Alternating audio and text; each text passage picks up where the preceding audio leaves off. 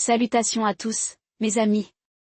Bienvenue sur votre chaîne préférée, où les histoires africaines prennent vie avec des saveurs, des mystères et des leçons qui vous tiendront en haleine jusqu'à la dernière seconde. Aujourd'hui, je vous emmène dans un voyage extraordinaire au cœur de la ville animée de Kalandé, où le restaurant de Maman Awa ne fermait jamais. Préparez-vous à une aventure pleine de rebondissements, de secrets sombres et de révélations qui vous feront frissonner. Alors, prenez une tasse de thé bien sucré ou un bol de soupe fumante, installez-vous confortablement, et laissez-moi vous transporter dans un monde où la cuisine cache bien plus que des recettes. Ne quittez pas cette vidéo avant la fin, car je vous promets que vous ne voudrez pas rater une miette de cette histoire captivante.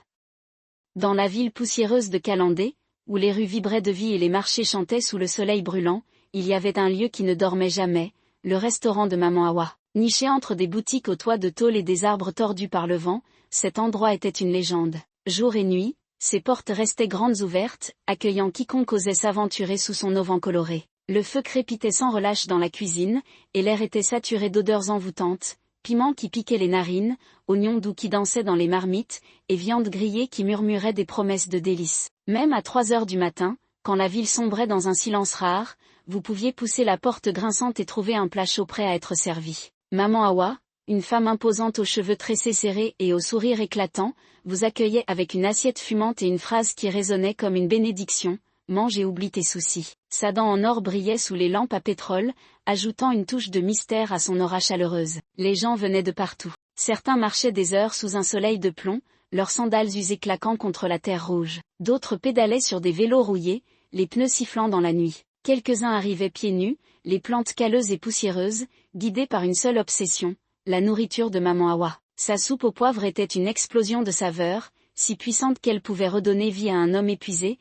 le faire danser malgré ses os fatigués. Son riz jollof, rougeoyant comme un coucher de soleil, sentait le matin de Noël, avec des notes subtiles de tomates et d'épices qui vous enveloppaient comme une couverture chaude. Sa sauce arachide, épaisse et veloutée, coulait sur le sonam pilé, un igname écrasé avec tant d'amour qu'il trônait fièrement à côté de chaque bol, tel un roi sur son trône. Les clients faisaient la queue bien avant que la première marmite ne soit prête. Dès que Maman Awa posait une assiette sur la table, elle disparaissait en quelques minutes, engloutie par des mains avides et des rires bruyants. Encore un peu de viande, Maman Awa, criait-il, et elle riait, versant la sauce comme une rivière généreuse sur des pierres assoiffées. Les habitants de Kalandé juraient que sa cuisine était tout simplement trop bonne. Ils parlaient de mélanges d'épices secrets, hérités de ses ancêtres, et d'une touche magique que personne d'autre ne pouvait égaler. Mais personne ne creusait plus loin. Pourquoi poser des questions quand chaque bouchée était un paradis?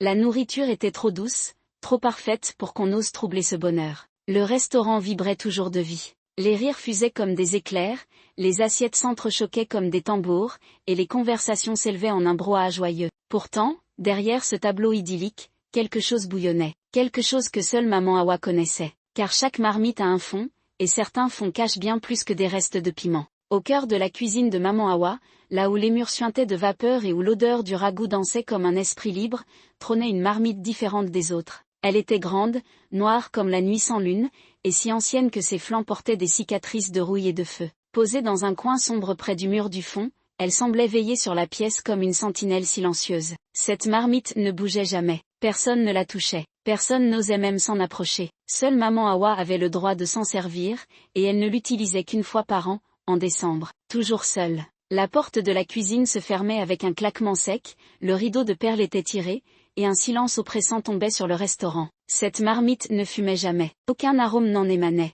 Pourtant, quand décembre arrivait et que Maman Awa y cuisinait, sa nourriture atteignait des sommets inimaginables. La soupe devenait plus douce que la canne à sucre fraîchement coupée, le riz plus riche qu'un festin de roi, et la sauce si envoûtante qu'elle vous faisait fermer les yeux pour mieux la savourer. Mais la marmite restait froide, lourde, muette, un mystère que personne ne voulait percer. Bakari, le mari de Maman Awa, était un homme jovial aux épaules larges et au ventre rond. Il adorait la cuisine plus que tout. Chaque jour, il entrait dans la cuisine en fredonnant un air ancien, soulevait les couvercles pour humer les plats, trempait ses doigts épais dans les sauces, et mâchait des morceaux de viande avec un sourire enfantin. Mais un jour, poussé par une curiosité trop forte, il s'approcha de la grande marmite noire. Sa main hésita au-dessus du couvercle, ses yeux brillant d'une lueur espiègle. « Ne touche pas à celle-là !» cria Maman Awa, surgissant comme un éclair. Sa voix, d'ordinaire chaude et chantante, était devenue tranchante comme une lame de machette. Bakari cligna des yeux, surpris. « Pourquoi, ma douce ?»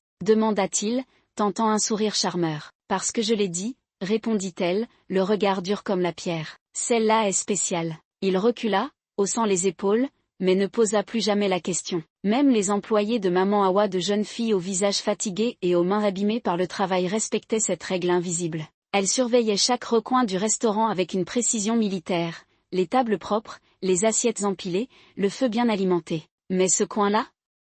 Elle l'évitait comme une zone maudite. La marmite était une tombe, et on passait devant sans jamais s'arrêter. Chaque soir, quand le dernier client quittait les lieux et que les braises rougeoyaient doucement, Maman Awa s'asseyait près de la marmite. Parfois, elle murmurait des mots que nul ne pouvait entendre. Parfois, elle caressait le couvercle avec une tendresse étrange, comme une mère berçant son enfant endormi. Les murs de la cuisine semblaient retenir leur souffle, complices d'un secret qu'ils ne pouvaient trahir. Le restaurant de Maman Awa débordait de vie, mais une ombre planait sur cette prospérité. Aucun de ses employés ne venait de Calandé. Pas un seul. Les habitants chuchotaient entre eux, perplexes. Pourquoi Maman Awa n'embauchetait-elle pas nos enfants, demandait-il sous les arbres à palabres. Pourquoi ce sont toujours des visages inconnus?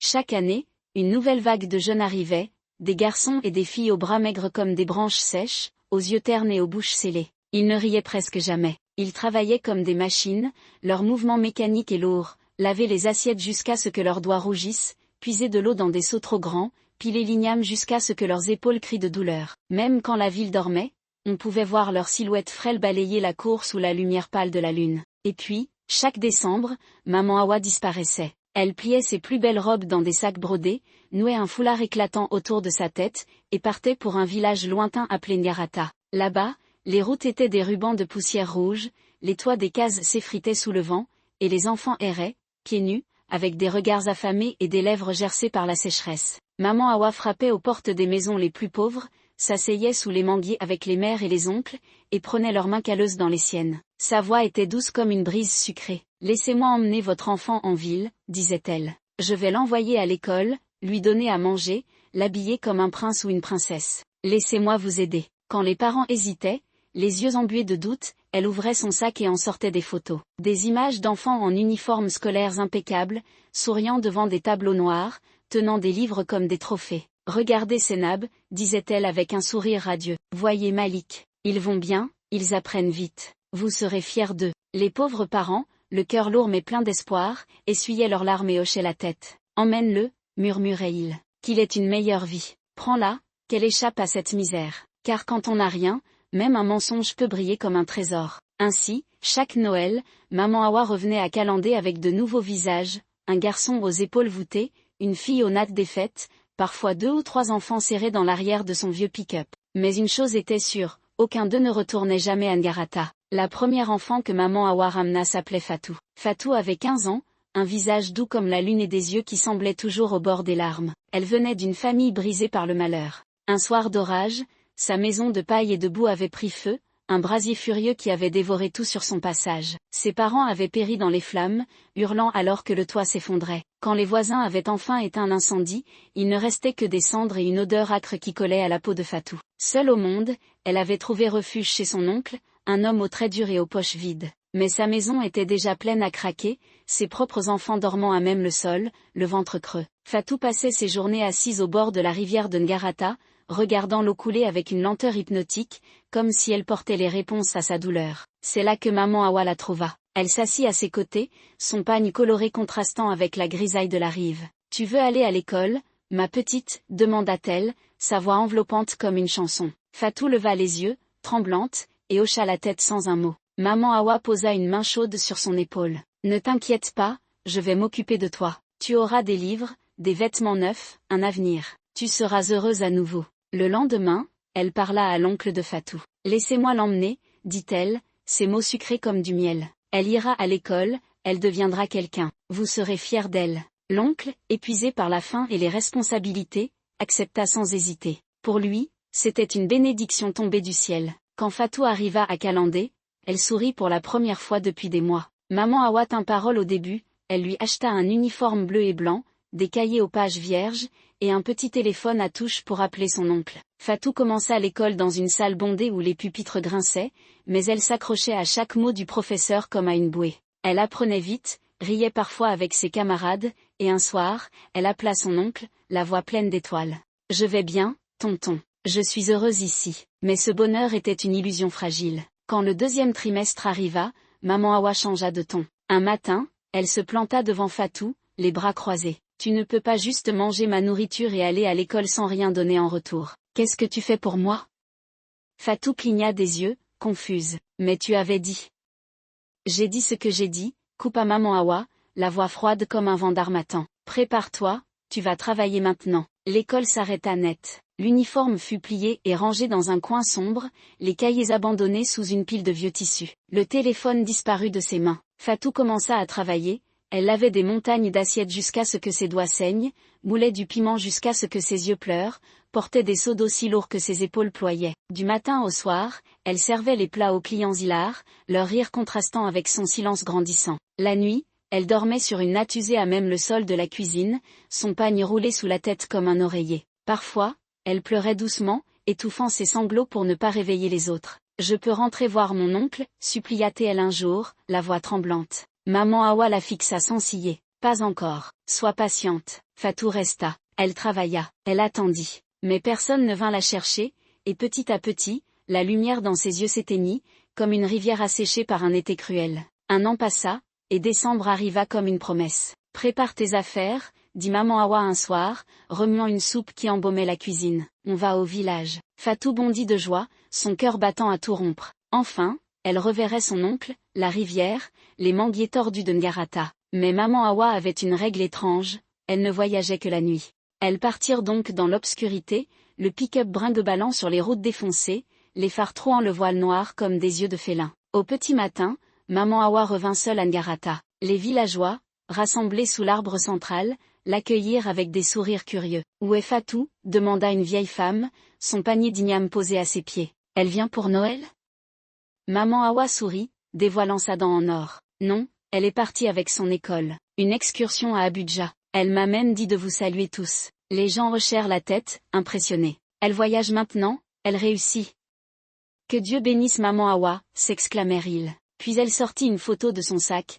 Fatou en uniforme, un livre à la main, souriant dans une salle de classe. « Elle a dit qu'elle viendra bientôt » ajouta maman Hawa, sa voix dégoulinant de miel. Les villageois applaudirent, émerveillés. La photo semblait si réelle, le sourire de Fatou si sincère. Personne ne soupçonna la vérité. Dans ce moment de joie feinte, une mère s'avança, tenant la main d'un petit garçon aux pieds poussiéreux et aux yeux brillants comme des lanternes. Il s'appelait Issa. « S'il vous plaît, prenez aussi mon fils » murmura la mère, sa voix tremblante d'espoir. « Qu'il aille à l'école comme Fatou, qu'il ait une chance. » Maman Hawa posa les yeux sur Issa, puis sur la foule. Elle hocha la tête. « Je vais l'aider. Il sera comme Fatou, vous verrez. » Et ainsi, un nouvel enfant rejoignit la liste. Issa était différent. À seulement 12 ans, il avait une étincelle dans le regard, une vivacité qui défiait sa maigreur. Il passait ses journées à démonter de vieilles radios cassées, réparant les fils avec une lame rouillée et un bout de ferraille. Sa mère, une veuve aux mains brûlées par le soleil, vendait des arachides au bord de la route, rêvant d'un avenir meilleur pour son fils unique. Un autre Noël, maman Hawa revint à Ngarata. Elle s'arrêta devant l'étal de la veuve, son sourire éclatant comme un phare. « Ce garçon est spécial, dit-elle, tapotant la tête d'Issa. Laissez-moi l'emmener. Il portera un costume un jour, travaillera dans un bureau, deviendra ingénieur. » La mère pleura, mais acquiesça. Elle emballa les maigres affaires d'Issa, une chemise trouée, un short rapiécé, une petite bible écornée et murmura « Rends-moi fier, mon fils. » À Kalandé, tout commença comme un rêve. Maman Hawa inscrivit Issa à l'école, lui offrit un sac à dos décoré de dessins animés, des chaussettes blanches et une trousse remplie de crayons neufs. Il rejoignit un club scientifique où il construisait des maquettes avec des bouts de bois et du fil. Chaque dimanche, il appelait sa mère, excité. « Maman, j'ai touché un ordinateur aujourd'hui. » Sa mère dansa sous le manguier ce jour-là, criant des louanges au ciel. Mais le bonheur fut de courte durée. 3 mois plus tard, maman Hawa le convoqua. « Les livres ne remplissent pas les marmites, dit-elle, les mains sur les hanches. Viens m'aider. » Les livres d'Issa furent jetés sous un lit poussiéreux, son uniforme plié et oublié. Il commença à balayer les sols avant l'aube, à porter des fagots de bois jusqu'à ce que ses bras tremblent, à piler l'igname jusqu'à ce que ses mains saignent. Sa voix, autrefois pleine d'idées, devint un murmure. « Je peux retourner à l'école » osa-t-il demander un jour. Maman Hawa le fixa, glaciale. « L'école t'a-t-elle déjà donné à manger ?» Il ne demanda plus jamais. Une nuit de décembre, elle lui dit « Prépare tes affaires, on rentre à la maison. » Issa cria de joie, imaginant les bras de sa mère. Ils partirent avant l'aube, mais quand maman Hawa revint à Ngarata, elle était seule. Issa est parti en excursion scolaire en Amérique, annonça-t-elle, montrant une photo de lui en blouse blanche, tenant un bécher. La foule applaudit, la mère pleura de fierté. Mais Issa avait disparu, et personne ne chercha à savoir où. Maman Hawa ne s'arrêta pas là. Chaque année, comme une tempête d'harmattan, elle revenait à Ngarata avec des sacs lourds et des mots doux comme des fruits mûrs. Elle frappait aux portes, montrant des photos d'enfants souriant en uniforme, promettant des avenirs brillants. Les parents, aveuglés par la misère, croyaient chaque parole, ignorant que ces images étaient des mensonges figés dans le temps. Elle ramenait toujours 2 ou 3 nouveaux enfants à Calendé. Elle leur donnait du savon parfumé, des brosses à dents neuves, des rêves cousus dans des uniformes impeccables. Mais bientôt, les chaussures s'usaient, le savon fondait, et les rêves s'éteignaient comme des bougies sous la pluie.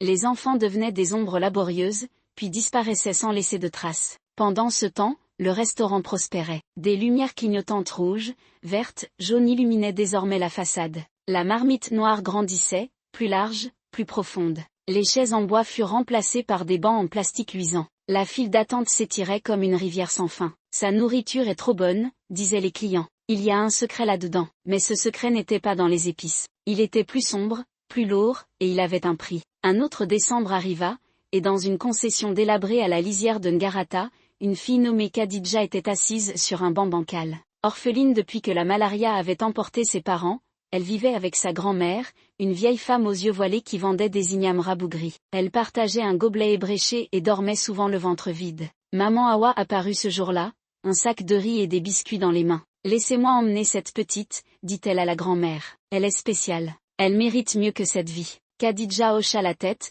rêvant d'échapper à la faim.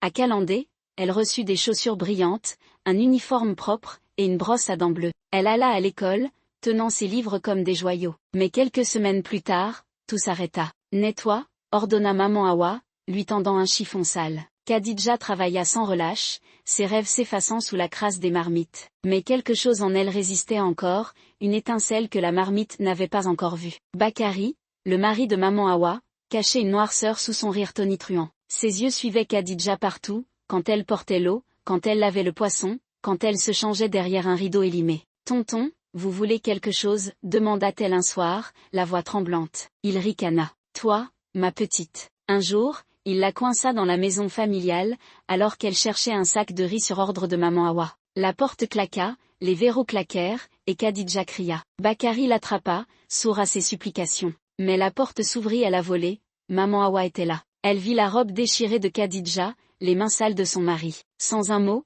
elle tourna les talons et partit. Le lendemain, Bakari avait disparu. Maman Hawa hurla dans la rue, « Mon mari est parti depuis que Khadija est allée chercher du riz. » La foule accusa Khadija, et maman Hawa la frappa, criant qu'elle avait séduit Bakari. Dans sa rage, elle heurta la marmite interdite. Le couvercle tomba, et une odeur immonde s'éleva. Dedans, la tête de Bakari, les yeux grands ouverts. Puis d'autres, Fatou, Issa, des enfants disparus, leurs visages figés dans l'horreur. La marmite était un tombeau de secrets. Maman Hawa avoua tout au poste de police. C'était un rituel, dit-elle calmement, pour attirer les clients, pour faire venir l'argent. Un féticheur m'a dit que la marmite devait manger la chair pure des enfants chaque décembre. Elle avait tué Fatou, Issa, tant d'autres. Bakari, en touchant Khadija, avait brisé le rituel. Alors, je l'ai offert à la marmite. Le restaurant fut détruit, la marmite scellée. Khadija rentra à Ngarata, muette, brisée. À Calendé, certains disent encore sentir l'odeur du ragoût la nuit,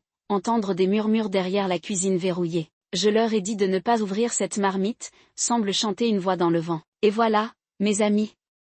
Une histoire qui vous a tenu jusqu'au bout, j'espère. Likez, partagez, abonnez-vous, et activez la cloche pour ne rien rater. À bientôt pour une nouvelle aventure.